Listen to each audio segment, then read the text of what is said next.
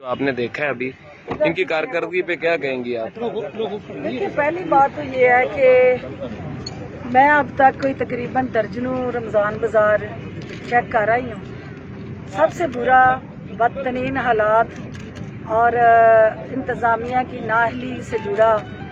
ये बाज़ार हमारे अपने शहर का है और ये इस बात की अक्कासी करता है कि यहाँ की इंतज़ामिया जो है उसे आवाम की नहीं अपनी फ़िक्र है। जब आप अपनी फ़िक्र करते हैं, एसी वाली गाड़ियों से नहीं निकलते हैं, एसी वाले कमरों में विराजमान रहते हैं क्योंकि आपको रोज़ा ज़्यादा लगता है,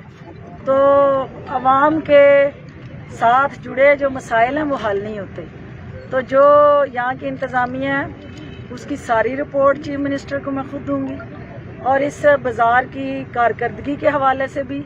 उनको अपडेट दूंगी कि किस तरह ज़िला सियालकोट के अंदर आवाम जो है आपकी इंतज़ामिया की नाअहली की कीमत अदा कर रहे हैं और किस तरह जो है वो हमारी यहाँ की एसी, क्योंकि मुझे यकीन है कि डीसी के नोटिस में ये नहीं होगा, लेकिन डीसी को भी ये देखना चाहिए कि अगर उसकी एसी आके उसको सब अच्छा की रिपोर्ट देती है तो वो झूठ बोल रही है। मौके पे मीडिया ने देख लिया कि यहाँ की क्या बदतरीन सूरत हाल है।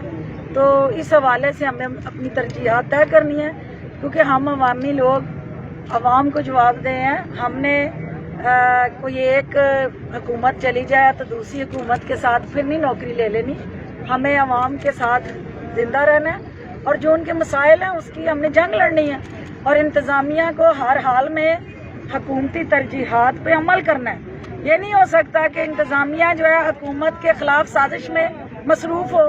मैं ये समझती हूँ कि ये जो इस वक्त इस बाजार के अंदर नाकस सूरत हाल है,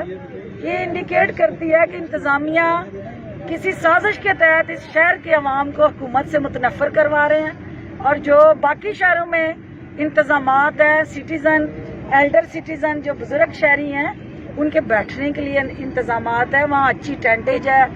बाज़ारों के अंदर प्रॉपरली लोगों को लुक आफ्टर किया जा रहा है। यहाँ जिस किस्म का बाजार का माहौल है, ये एक मेन शहर के अंदर बाजार है, तो बाकी तहसीलों में क्या हो रहा होगा।